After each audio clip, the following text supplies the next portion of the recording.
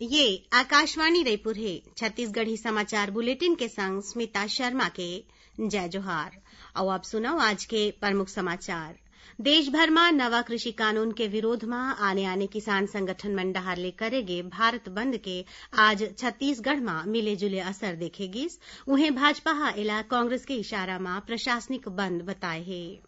प्रदेश में डायल 112 के माध्यम ले किसान मन हा अब धान बेचे संग्रह दूसर कोनो भी प्रकार के समस्या के तुरते निपटारा करा सकही। और प्रदेश में कोरोना संक्रमित मरीज मन के संख्या 2,48,000 के पार हो गई है।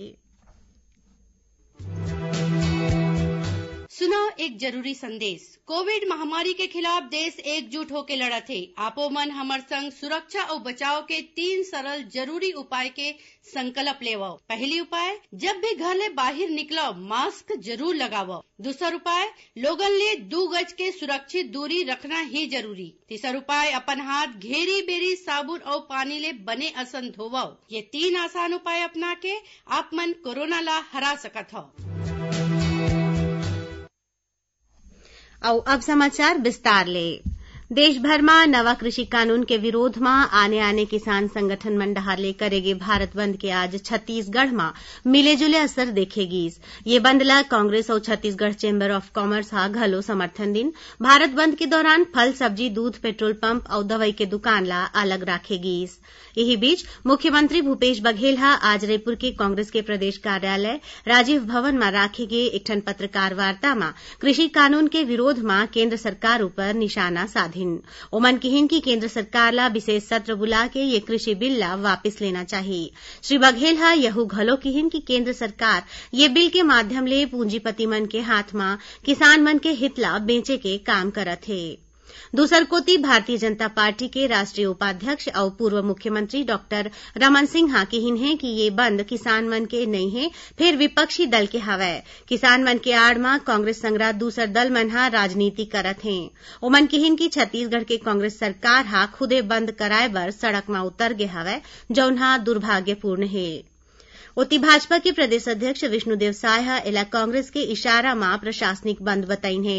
ओमन हा बंद ला किसान मन के बीच भ्रम फैलाए के और कांग्रेस के 70 बछर के किसान विरोधी चेहरा ला छिपाए के हथकंडा बताइन है। प्रदेश में डायल 112 के माध्यम ले किसान मन हा अब धान बेचे संग्रह दूसर कोनो भी प्रकार के समस्या के तुरते निपटारा करा सकही। मुख्यमंत्री भूपेश बघेल हा एखर बर कलेक्टर और पुलिस अधीक्षक मन ला निर्देश दीन है। ये सेवा किसान मन ला ए बछर समर्थन मूल्य में करे जावत धान खरीदी तक मुहैया कराए जाही, जेखर ले जुड़े कार्रवाई के समीक्षा हर हफ्ता मुख्य सचिव डहार ले करे जाही। यही बीच प्रदेश में किसान मन ले समर्थन मूल्य में अभी तक 8,46,000 मीट्रिक टन ले ज्यादा धान की खरीदी करे गे हवै। सबले ज्यादा महासमुंद जिला में 74,000 मीट्रिक टन ले ज्यादा धान खरीदी करे गे हवै। उहें दंतेवाड़ा जिला में सबले कमती 257 मीट्रिक टन धान के खरीदी होए है। एती राजनांदगांव जिला में भारतीय जनता पार्टी हा धान खरीदी के व्यवस्था ऊपर नजर राखे बर निगरानी समिति के गठन करे है। समिति के पहला सूची जारी कर दे गे है, जेमा 48 जन ला शामिल करे गे हवै।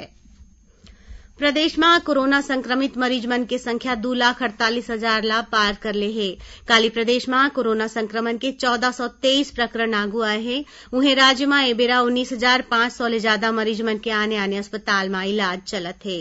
यही बीच मुख्यमंत्री भूपेश बघेल के 2 जन ओएसडी और सुरक्षा प्रभारी अधिकारी कोरोना पॉजिटिव पाए गए हैं। एमन ला इलाज बर अस्पताल में भर्ती कराए गए हैं। इनकर संपर्क में आए लोगन मन के घलो जांच कराए जावत है।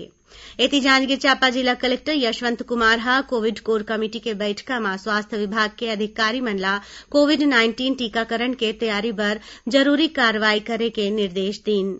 ओमन किहिन की वैक्सीन के रखरखाव बर ड्राई रूम के व्यवस्था करे जाए। एखर बर जिला में 35 ठन कोल्ड चेन प्वाइंट मंजूर करे गे है। यही बीच जाने माने चिकित्सक पद्मश्री डॉक्टर अरुण दाबके हा लोगन मन ले कोरोना ले बचाव बर जरूरी सावधानी बरते के अपील करिन है।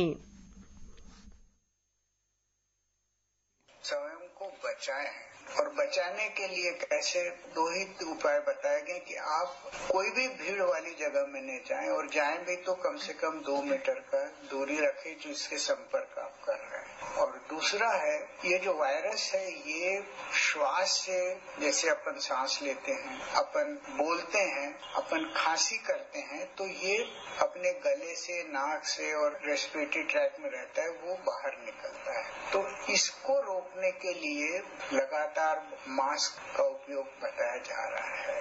अगर आप अपने को मास्क वापरेंगे तो आपके द्वारा निकले गए कीटाणु बाहर नहीं निकलेंगे और इससे दूसरों को रोक होगा। और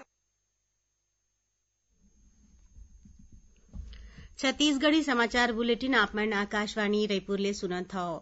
अउ अब आगू बढ़बो बाचे समाचार कोती। प्रदेश में पाछू 24 घंटा के दौरान हुए अलग अलग सड़क हादसा में 6 जन लोगन के मौत हो गए, उन्हें 8 जन घायल हो गए हवे। सरगुजा जिला में पाछू रतिहा हुए एक ठन सड़क दुर्घटना में 4 जन के मौत हो गए। मिले जानकारी के अनुसार एमन सब्बो जन बरडी ले एक ठन गाड़ी में बैठ के शादी में शामिल होय बर सेमरडी गे रहीन। वापिस लहुटत खानी इंखर गाड़ी अंते तंते होके पलट गए। ये हादसा में 3 जन के मौकाच में मौत हो गए, उन्हें एक जन दूसर मनखे हा इलाज के दौरान दम तोड़ एक घटना में 7 जन घायल हुए हैं, जिमा ले 5 के हालत गंभीर हवै। एती जांजगीर चांपा जिला के पीपरसत्ती गांव में सड़क किनारे बैठे 2 जन लोगन ला मोटरसाइकिल ले टक्कर हो गए। हादसा में एक जन युवक के मौत हो गए और दूसर घायल हो गए। छत्तीसगढ़ में पहली घाव 13 दिसंबर के वर्चुअल मैराथन दौड़ के आयोजन करे जाही। ये दौड़ में शामिल होय बर पाछू 4 दिसंबर ले पंजीयन के काम शुरू हो गए हवै। अभी तक 34,000 ले ज्यादा प्रतिभागी मन ऑनलाइन पंजीयन करा डरे हैं। राज्य में हरेक जिला में पहले 300 ले 500 तक पंजीयन कराने वाला प्रतिभागी मन ला टी शर्ट देके ओमन ला प्रोत्साहित करे जाही।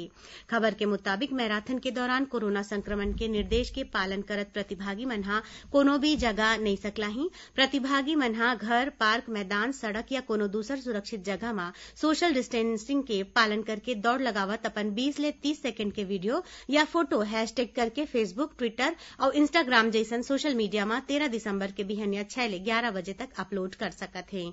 एकर बर ऑनलाइन पंजीयन 10 दिसंबर तक खेल और युवा कल्याण और जनसंपर्क विभाग के वेबसाइट में करे जा सकत है।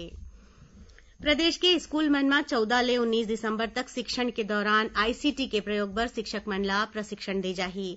एमा रायपुर, सुकमा, सरगुजा, सूरजपुर, रायगढ़ और राजनांदगांव जिला के शिक्षक मन ला प्रशिक्षित करे जाही।